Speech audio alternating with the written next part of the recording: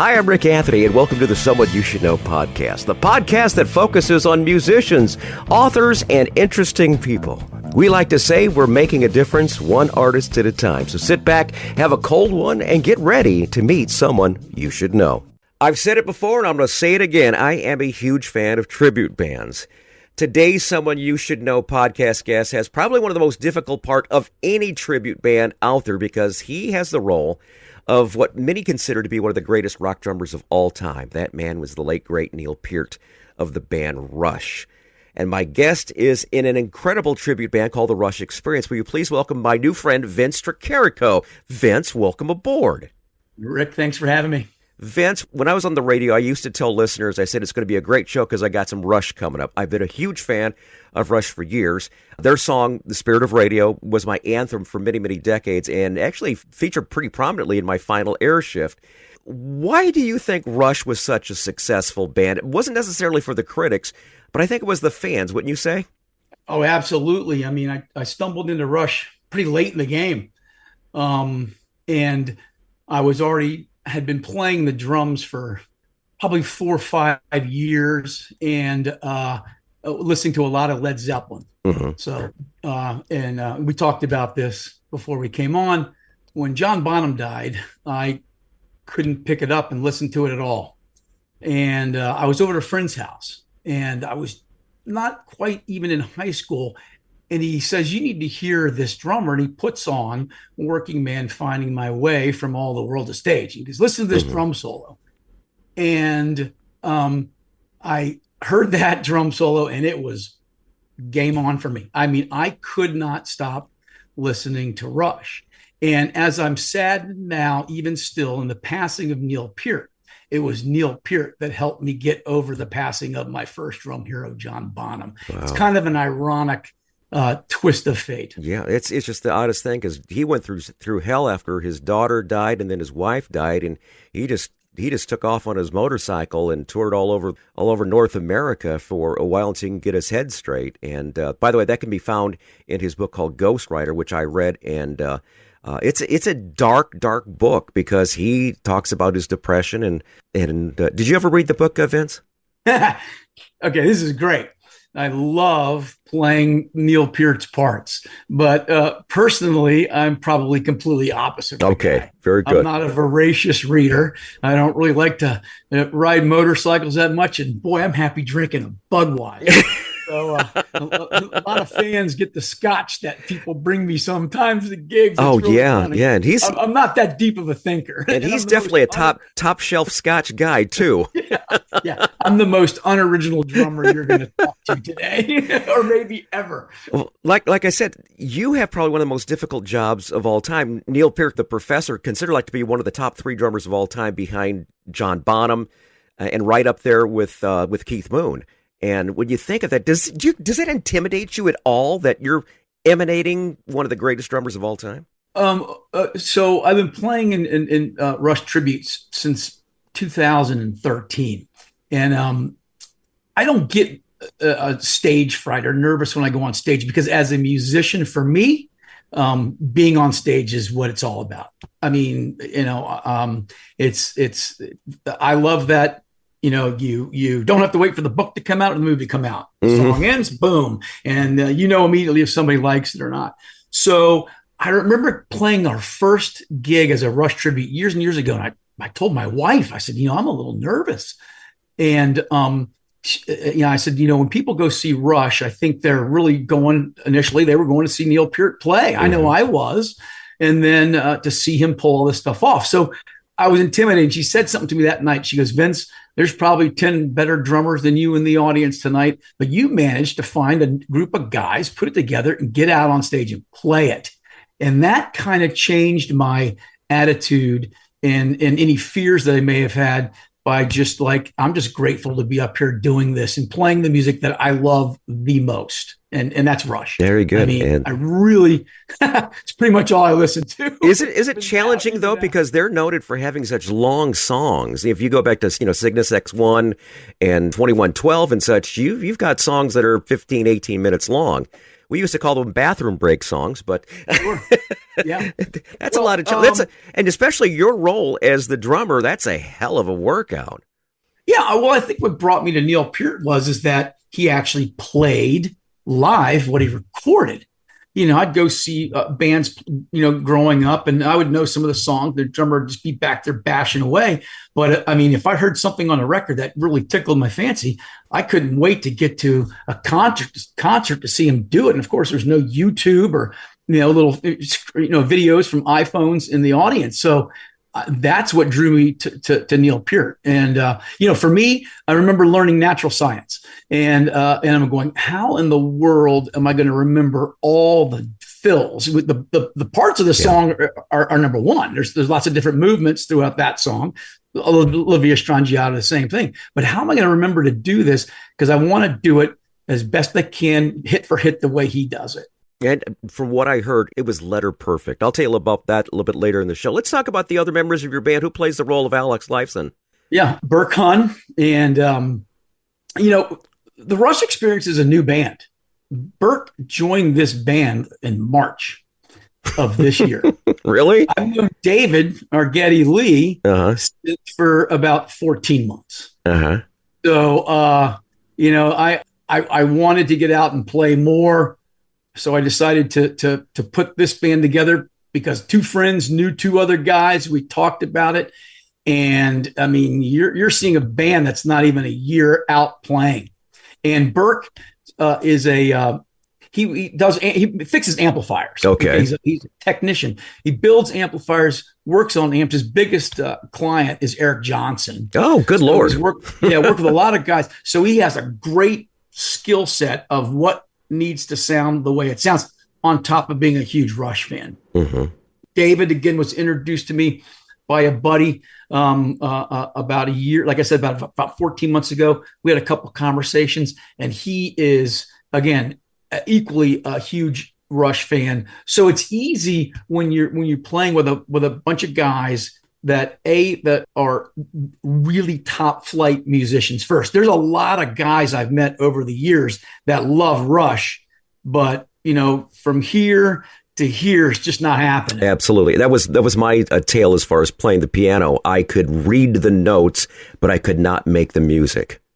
Yeah. And you have to have that, and especially a band that is considered to have players that are considered to be, the top of the list. You got Alex Lifeson, who many people consider a virtuoso, and you got David playing the role of Geddy Lee, who is a great bassist, but those vocals are very challenging. I mean, I think one of the funniest things I ever heard was that described Geddy Lee as a cat going out the pet door with a blowtorch up its ass. It's one of those strange voices and such. Can he hit those high notes? Oh yeah. Oh, I don't think there was anything challenging the night you guys played, but I just know some of the early Rush. I mean, that's way up there. Lakeside Park. I mean, so we're that's currently in our show, and that is a screamer, and he just nails it. In fact, I remember when we were putting the song together, I had to bring his vocals down in my ears because he can just project that stuff and just kill it. I mean, and we're constantly fooling around with all of the Hemisphere suite. So that may happen at some point in the future. We just play the whole Hemispheres record, and he's like, I think I can do this. But he will not go out and do on the stage unless he can nail it. That's the kind of his approach. That's got to be hard on the vocal cords, though, as far as that is. That's really stretching those vocal cords, and I imagine he really doesn't talk much afterwards, does he? Well, I mean, the guy he's a soft-spoken guy in real life. He doesn't smoke or drink, so he's not hurting himself that way. And but he just gets out there and just lets it go. He doesn't do a whole lot of warming up. He's just a natural vocalist. But I think knowing the music and knowing the cool thing that Geddy does that a lot of people miss out is the way he enunciates words when he's singing. And that's half the battle. And I think David is so versed and knowledgeable and studied Geddy for all these years that it's just kind of natural for him, Very good. To coin a phrase, second nature, kind of cheesy, but he does a great job. Geddy will say the and the sometimes. It happens in the song Limelight. And when you say when he says the, it's like hitting your thumb with a hammer. It sticks out. Yeah, exactly. Yeah. Exactly. There's little nuances to their music that I pick up on. Now, this is the thing that I really and truly want to ask you about. Neal Peart, known for having perhaps one of the most elaborate drum kits of all time, I think it was over 30 pieces, including cowbells and glockenspiels, and yeah, you have a kit that's very similar to that, don't you? It is a 1-to-1 replica. It is exactly the same. So the acoustic kit out front is made exactly to the R30 specifications with regard to the way the shells are matched up and the way the different plies are put together. It's a 22-inch kick. The Candy Apple Red is my callback to his red kit he had on the Signals Grace and Power Windows tour. Okay. But I've been a big fan of DW. Not even really because of Neal Peart, because Neal Peart sounds like Neal Peart. It's like Eddie Van Halen by guitar. But Joe Travers, when he played with Zappa Play Zappa, when that came out in 2009 or something like that, I heard that recording and those DW drums. I needed an excuse to buy one.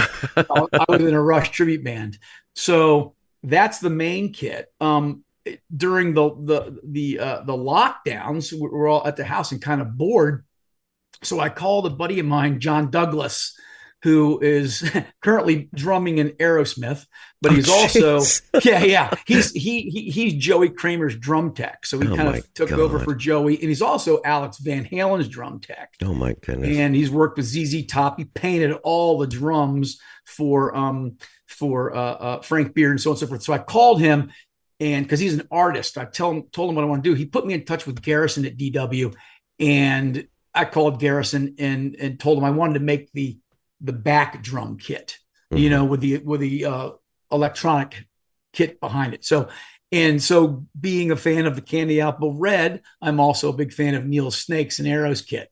So I talked to him. It was great. He gets on his computer, starts to hear this click, click, click, click, click, click, and he pulls up Neal Peart's invoice from the Snakes and Arrows tour. And he goes, I got it. And he just made me to the exact specs.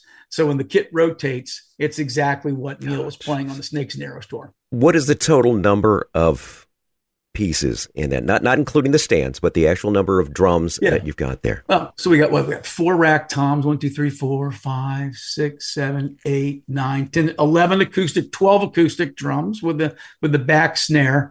And then the V kit, the virtual kit behind, I think is kick, snare, and then 3, 4, 5, 6, 7, 8. So there's 8 electronic Roland V pads in the DW shells. And Lauren Wheaton came up with that idea, Neal's tech. And I've had the pleasure of spending several afternoons with him just before the COVID thing hit in 2019. He invited us backstage for when he was touring with Kiss. And he was teching for Eric Singer. So I got a lot of time to talk to him about hardware. There's a lot of specific things that I've replicated exactly the way he and Neal came up with on the stage kit. Yeah. Now there's also a glockenspiel in there too, right? Well, it's a mallet cat. Mallet cat, okay. Yep. And grateful for the folks at Alternate Mode for that artist accommodation, Connie and Mario. So that's the same thing that Neal. Again, remember I told you I'm not that original at all. Not original. I love it. So how long does it take to mic something like that? Yeah. So when I built the riser myself, the Octagon, okay, and then I had a buddy of mine who is very handy and into engineering, and he came up with the motor and how much torque I needed and all this kind of stuff. But the deck of the riser is hardwired. So what you don't see underneath is a stage box, and everything's already plugged in. And on the top of the stage, the riser deck, are XLR inputs for the microphones. There's 20 microphones on the case, and then there's 18 quarter-inch TRS inputs for all the triggers. So to answer, a long-winded answer to your short question, there's no mic cable or any cable is longer than 8 feet. So it takes 20 minutes to set the riser up. Jeez, that's it. Yep. And it's about a total time, about an hour and 50 minutes. But I have two guys that help me. Jeez, that's incredible. Absolutely incredible. And that's the deal. The only way to do this at this scale is you got to get in and you got to get out. Yeah, that's just it. Because I saw him running around during the show numerous times, and it was like, unfortunately, what you saw in Hobart and on that little run we did out to Illinois after we were done, I had to bring my C kit. Okay, so you saw my part of my rehearsal kit that I have, which is also DW Collectors, but it's in the broken glass sparkly. And that was because there were two stages that couldn't accommodate the full rotating. I imagine, yeah. The Art Theater is an old venue, and that used to be the one I used to go to when I was a kid to watch movies. I remember seeing Fiddler on the Roof and Tora, Tora there, and Planet of the Apes and all those things. Well, we also discovered when we were playing that theater that there was a 20-foot ramp backstage left that we could have put up on the front of that stage, and we could have rolled everything up there. So we'll come back there. And when we do, we'll bring the full stage kit, the rotating kit. The stage is fine. I got to tell you, the people that I talked to after the show, I mean, it was like if you closed your eyes, you were teleported back in the 70s. It just really and truly was something special. I said the only thing missing was clothes dryers, a vending machine, snack vending machine, and silk kimonos. That was the only thing that was missing from the gig, I don't think anybody wants to see silk kimonos. I'm telling you. Just go back and relive that back in that 2020, 2112 record. Oh, absolutely. Yeah. Put it on us now. Yeah. We'll be out of business. Yeah. Now, before we continue with our interview with Vince Tricarico, I want to say thanks so much for tuning into the Someone You Should Know podcast. We're heard wherever streaming audio is available, and also on the web at Someoneyoushouldknowpodcast.com. There you're going to find our recent news, our archive of past episodes, and a whole lot more. And if you've been enjoying the podcast, we invite you to leave a real nice comment, okay? According to Buzzsprout, the service that shares us to all the different streaming audio places, we are so very blessed to reach over 1,900 cities in 85 countries around the world. And since Rush's home province is Ontario, Canada, I'd like to salute these cities in Ontario, Canada: London, Markham, Midland, Millbrook, Ottawa, Scarborough, Thunder Bay, and Toronto, eh? Thanks for listening to the Someone You Should Know podcast. Once again, heard wherever quality audio is available. And now back to our interview with Vince Tricarico from the band Rush Experience. Neal Peart once said in an interview that Tom Sawyer was one of the most difficult songs to play. What is your thoughts on all the Rush songs that you have to play? Yeah, well, I think probably for him, Tom Sawyer is definitely hard. And the reason why it's so hard, and a lot of people probably don't do it, a lot of the drummers probably know it, is that it's actually a slow tempo. And I think it's like 96 beats per minute. But when you're playing those 16ths over top of it the whole time, and it's pretty unrelenting. I mean, it is, the world is when you kind of get a chance to rest because you can kind of slow down. But to stay on top of it, Neal Peart, is not a pocket drummer. When you listen to those records, you play along with those records, you might kind of want to slide back and maybe do a little Phil Collins Genesis or even Bonham, get in a pocket. He's not in the pocket. The guy was always on top. Yeah. So that's what makes it hard. That's what makes it hard, staying in the moment. And that's definitely a hard song to play. Natural Science is hard. It's the same thing. It's fast. It's moving along, but then you couple it with a lot of different parts and a lot of different time signature changes, and the moods kind of go up and down. Other hard songs, I think I remember in a previous project saying, I need a resting song, something you can kind of just, catch your breath on. I said, let's play Time Stands Still. Mm-hmm. That song is brutal. I mean, that song is moving along. I thought that song was moving along. A song where you can rest and really catch your breath is The Analog Kid. Uh-huh. That's a song. It's just a rock song, it's pretty much in 4, and you can just kind of chill out and kick back in that song and rest. But yeah, I Neal Peart, he loved that song.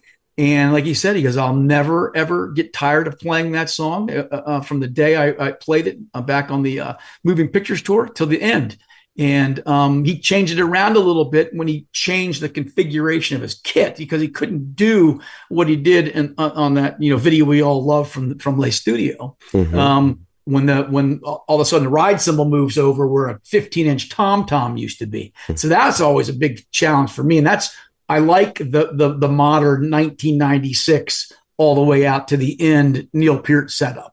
After he did the stuff with Freddie Gruber, right? And that's the one thing about Neal Peart. I mean, here's a guy that's basically a virtuoso, but still always trying to improve himself. And that is just absolutely floors me. I mean, that's a consummate professional right there. You're always trying to better yourself, The guy, I mean, that guy was so humble. And when he, could have been like, "Hey, I'm Neal Peart," but I just never since that. And I got to go backstage with Rush a lot. We'll talk about that if you want to, sure. And see those guys sound check. But for him, after the Counterparts tour to to say, he was kind of feeling stale and like he's just kind of going through the motions and stops and goes and takes drum lessons after seeing Steve Smith play at these Burning for Buddy tributes he was doing.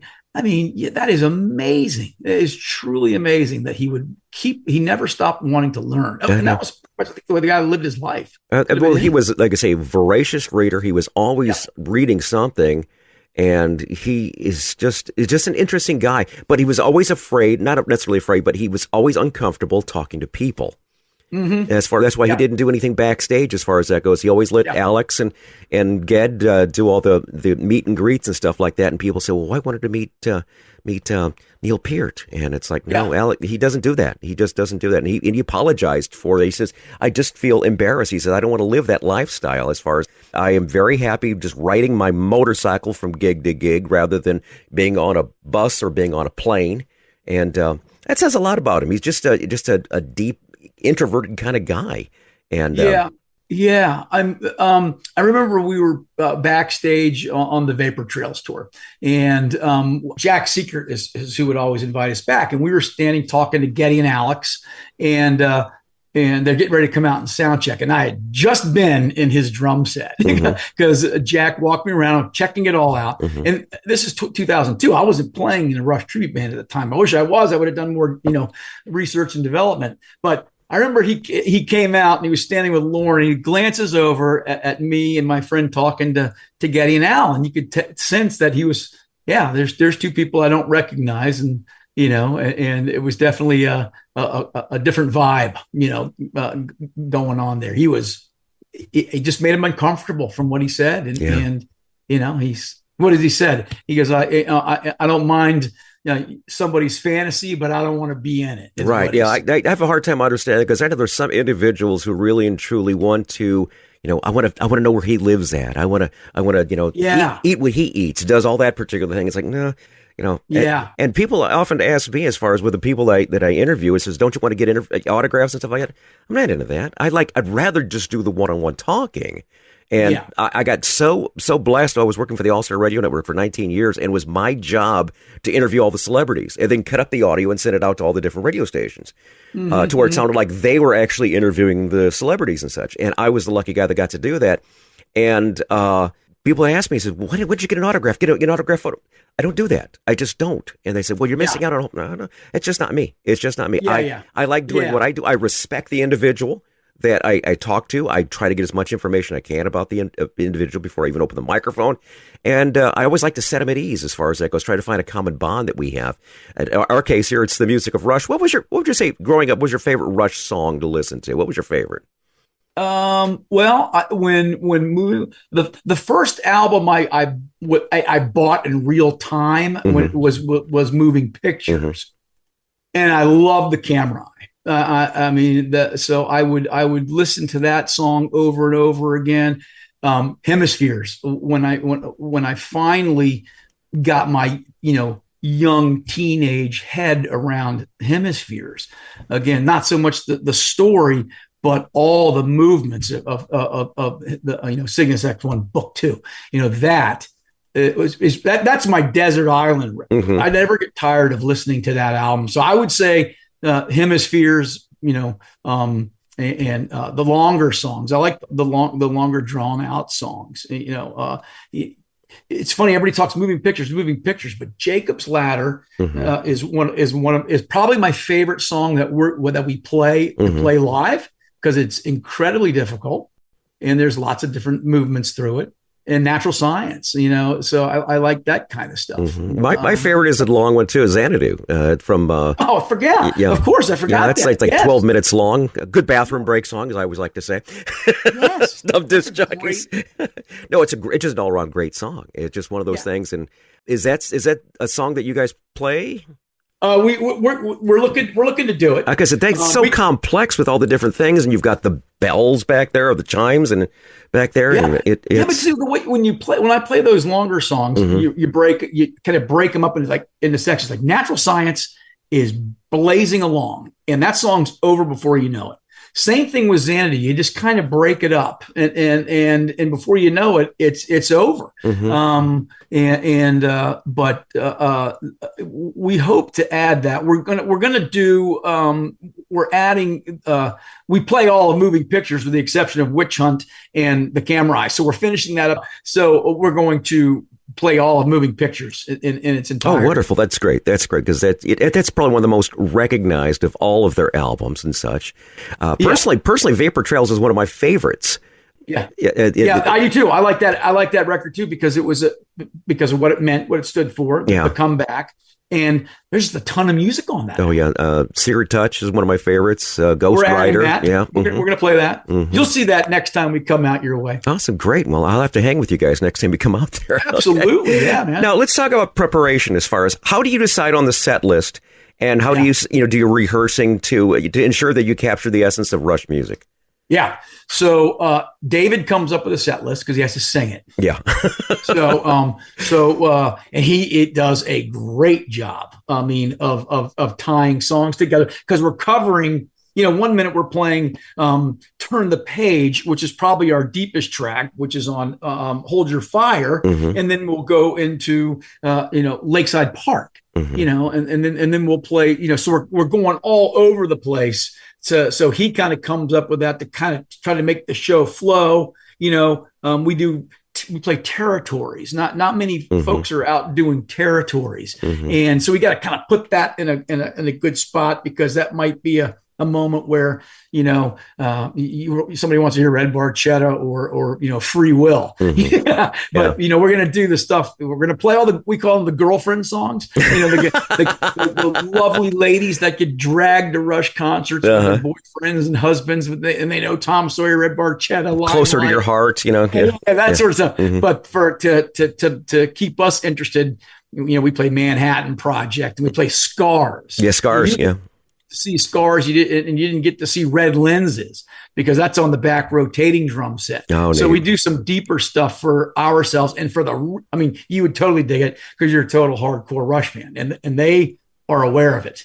Oh yeah, that's just amazing. It's amazing. There's so much stuff out there that I really and truly would. I think I've got a great collection of Rush stuff. I asked Santa, and I got a copy of Ged's book. And so that's his brand new thing. And by the way, if you haven't checked it out, if you are a Rush fan, if you haven't checked it out, Paramount Plus has got like a 4-episode thing of Geddy hanging with other bassists.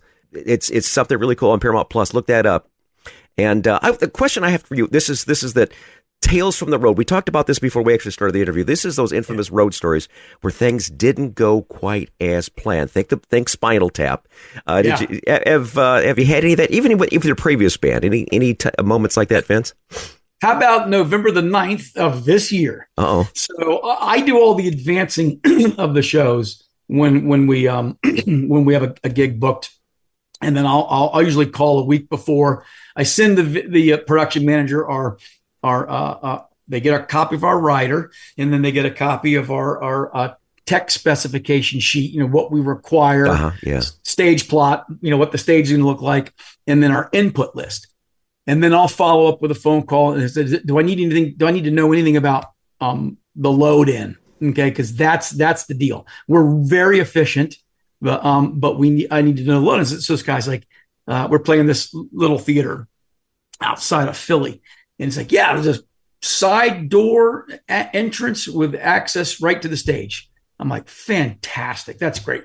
We drive up there. This theater is in a very older community, a wonderful, beautiful theater. That place was sold. It was 20 people short of a sellout.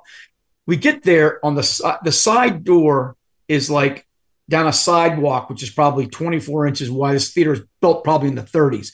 The door was 4 feet tall. Oh, geez. And it was you go in the door, you go left up 3 steps to get to where the seats are, and then a 4-foot stage. We had no access to the front of the stage. Oh, geez. That was just a month, 45 days ago. And we sat there by the truck, because my drum riser is in 2 pieces, and it's 8 feet long by 4 feet and a half on a trolley that's 6 inches tall. It rolls beautifully. We had to back the truck up in the front of the venue and extend the ramp off my truck onto like the deck. They had like a 6-step walk up to the lobby entrance of this theater. I didn't think the show was going to go on. Yeah. For 45 minutes, we pondered how to get the gear into the venue. And then we had to take that drum riser and push it up on the stage. Brutal. Brutal. But you know what? We made doors, and we made our start time, and we rocked that place. Show must go on. Everybody had a blast. Absolutely. That's a good one. The whole time I'm playing, I'm going, oh man, I got to push this thing off the front of the stage. So we did it, man. But wow, that was the only thing missing was snow, Yeah, exactly. And it was, so yeah, Tales from the Road. That was the trickiest of any gig I've ever played. Jeez, that's pretty wild. Now, it happened just recently. We mentioned this a little earlier, and I'm sure there's a lot of people listening right now going, can you tell us some more backstage moments? So if you would, could you share a couple more backstage moments with Ged and Alex? Oh yeah. So growing up, I had a buddy of mine who worked for a music store here in where I live. And the owner of this music store was a longtime friend of Geddy and Alex and all the guys in Rush. And it was on the Presto tour, he invited my buddy to come along, and I went along also. So the first time I'm walking into the local hockey rink, in town where Rush is playing, and I'll never forget this. You talk about little things that bring back the memory. The second I walked in the venue, the track for the opening of Force 10 was playing. So just that choral sound of the voices singing, and the lights are going all around. And I'm like, holy mackerel, this is happening. So we go in there, and Jack took us around. Jack Secret is Geddy Lee's longtime keyboard tech, and you know that name. And he's been with Rush probably since they started headlining on maybe the Farewell to Kings tour. 76, something like that. 77. And Jack Secret and Geddy Lee, I mean, a lot of people probably realize this, are really responsible for inventing MIDI, musical instrument digital interface where a lot of computer and keyboards could talk to one another. Geddy wanted to be able to play his Moog Taurus pedals and be able to trigger his Oberheim synthesizer. And he and Jack figured that out. So Jack would always tell us and give us go over in great detail how the show worked. So I got to see everything, got to get up in Neal's drum sets and look at the drum kits over the years and over the different tours. So those are the great backstage stories. When the first time I spoke with Alex, it was, hey dude, keep it together. Just keep this together, because these are my heroes. Oh, I know. Absolutely. Absolutely. And Alex is such a cut up too. Oh yeah, he was great. I mean, back on the Presto tour, and I was also Roll the Bones and a couple others. Those guys would actually, when they would sound check, they'd actually sit there and jam. Towards the end, Vapor Trails and R30, they just run through a couple songs and they're out. I was backstage on the R40 tour. They were working through some songs, but back then they would jam, and I'll never forget when they finished doing the sound check, Alex was playing something very reminiscent of the intro to Territories. Those little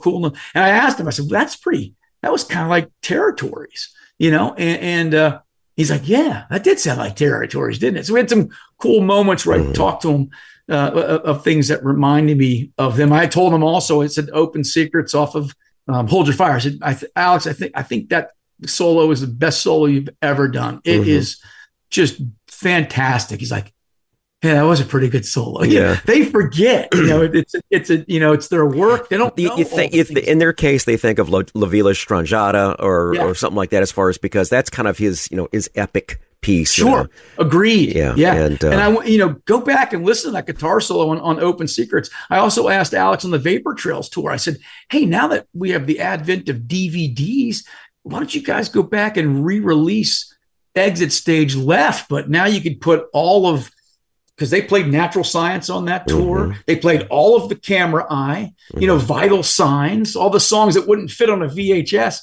And he told me, hey guys, we lost all that footage. We don't even know where it is. I forgot about how good Vital Signs was until you guys played it. And it's like, oh my God, it's been so long since I heard that. I mean, granted, I'm so familiar with Moving Pictures. Yeah. That was a great album. And you did a great job on Red Bar Shadow too, by the way. I just want to let you know. Yeah, that's it. And of course, YYZ, it's still one of my favorites as far as that goes. But hey, let's talk about your social links. As far as I know, you've got to be touring all over 2024. What is the best way for people to find you?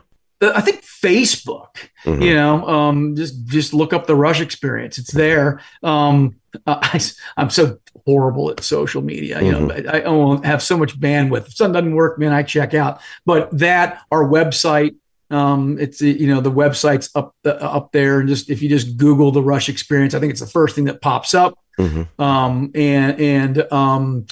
That's really how we communicate. I stay out pretty active on Facebook. I use it pretty much just for the band and constantly pushing stuff out, and also little history lessons like we're talking about here. I like to share stuff with people that exactly. People have such wonderful memories. I remember seeing Rush back in '76, and I paid $5 for the ticket or something. Like your fans talk. When I was on the radio, I get a lot of people know that I loved Rush, and in my final show, one of my final songs I played was "The Spirit of Radio." And I had a couple people say that it actually brought them to tears because they knew that was Rick saying goodbye. And because anytime they heard it on the radio, I'd chime up afterward going, God, I love that song. So everybody knew that was a song that connected them to me. That there's just so many great memories, and you can reach them out on Facebook and a variety of things. I'm going to have it down in the show notes, everybody. So if you are looking to reach Vince and the band and find out what their tour dates are for 2024, I would highly recommend you do there. We're going to wrap up the show with kind of a real nice thing that you guys had on YouTube. It's a sample of what you would expect if you wound up going to a Rush Experience show. Can you tell us a little bit about the songs that are featured in there? And is that you talking about the little promo video? Yeah, the promo video that starts off with I think it starts off with Limelight. Yeah, it's called "Don't Bore Us, Get to the Chorus." Yeah, so really, that's just a quick mashup to we would use that before we started playing live. If you go to our YouTube channel, there's a bunch of stuff, live videos, and so that's really for like an agency or a buyer. For a venue that wants to see the band real quick, and you just give them a little hit of Limelight and Red Bar Chet. I think there's the Tom Sawyer drum thing is in there. Yeah. Everybody wants to do that, and they do it well on the steering wheel in the car. But that's just a quick little mashup as a little taste. No one's going to watch that 4-minute video. We've cut that thing down to 60 seconds and 90 seconds because it's really a promotional tool to get a venue interested in booking the band. Well, also for the Rush fans, as far as because there's a lot of them out there. There's a lot of Rush tribute bands out there, but this one here is one that you definitely want to check out. I have seen several other ones, and they're good. But I think you guys just brought it up a level. I mean, it just really and truly, like I said before, I talked to individuals at the Hobart Art Theater in Hobart, Indiana, and they basically said you close your eyes and it sounded like you were transported back to the 2112 tour or definitely the Moving Pictures tour. You just close your eyes and it was just like being there. Yeah, and especially that is. Yeah, especially with the songs that you didn't recognize all that much, and it's like, oh my God, I forgot how good that song is. Yeah. I mean that is the best compliment because we really work hard. I mean, I play this stuff after listening very fast. I was in a band one long time ago, and we were opening for Blue Oyster Cult. when Jack Secret was not on tour with Rush, he would go out and tech and support Blue Oyster Cult. And it was in between Presto and the recording sessions for Roll the Bones. We bump into one another at this venue, and I'm like, oh my, what are you doing here? I just saw him 6 weeks ago at the end of the Presto tour. And he told me quickly, he's like, there's been big changes in the drum department. I can't tell you anything more about that. Okay, so Roll the Bones comes out months later, and I hear the song Bravado. And when Neal gets to that middle section, he goes, doo-doo. And he hit right for that. I knew immediately he had moved floor tom under his hi-hat. So those are the little things. The little nuances, no way he could, there wasn't one there in the previous kits. So those are the things that I do. And the other guys in the band do. We listen. There's so many little nuances to Neal Peart. Neal Peart will start a drum fill many times, and he'll lead the drum fill with a quick tap on his ride cymbal. It's all over Spirit of Radio, but some guy will bash a big crash cymbal, and so it's those little things. Yeah, those little nuances. Where people remember that, because they come and they listen to these guys play their instruments like the record. And so I'm grateful when people say that, because that means the work I'm putting in and all the listening I'm doing is translating. And by the way, your drum solo was spot on, man. It was really good. Well, that's another thing. I hate doing the drum solo. I'm constantly trying to talk myself out of it. It's been overdone, but I decided that Dave was like, Vince, you can't go to a Rush show without a drum solo. So I started to knit together different parts of Neal's solos over the years and play it like a song, so people recognize it. If I got up there and started just doing a bunch of nonsense, my own stuff that has nothing to do with Rush, they came out to see a Rush show. So that's why. Exactly. And the way you had it all triggered with all the horns and everything, that was just. I did the same. So there's parts that he did exactly on the R30 tour, the Count Basie shout chorus at the very end, the horn section, the little ostinato 3/4, things he does with a tambourine with the left foot. There's the opening snare drum wipeout riff that's on Exit Stage Left and YYZ, Momo's Dance Party, Pieces of 8, parts of Scars. It's fun. It's fun when it works. Yeah, it worked. It definitely worked when we saw you. It's scary. We saw you in December. It was just a fabulous show, and I highly recommend, if they happen to be in your neighborhood. Well, hell, if they happen to be within 500 miles, go see them. They're just that good. And we really and truly am so glad to have you on the show, Vince, because Rick, thanks, man. I just absolutely was blown away when I saw you. I was like, God, I got to get in touch with these guys, because I am just I actually had chill bumps on my arms. It was that good. Up man. That's just awesome. Thank you so much. Absolutely. I'm so grateful. And we get to go out and play, and we're going to be heading up to the Northeast, I think, more into the New Hampshire, Connecticut area. We're going to be back out in Michigan, very near you. We're going to be in Paw, Michigan. Well, I'll tell you what we'll do is we'll find you and we'll go out for a couple of beers. Okay. That'll be in August. All right, man. Well, God bless you, brother. Great having you on the show. And thanks again for being on the Someone You Should Know podcast. Thank you for reaching out. Thanks, everybody.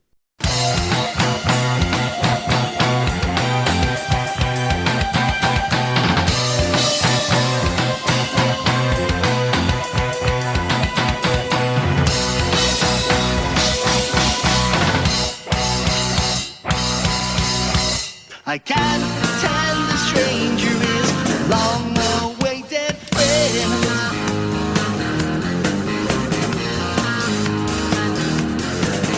All the world to be the stage, and we are villain players, formers and portrayers, each another's audience outside the gilded cage. Living in the limelight, universal dream for those who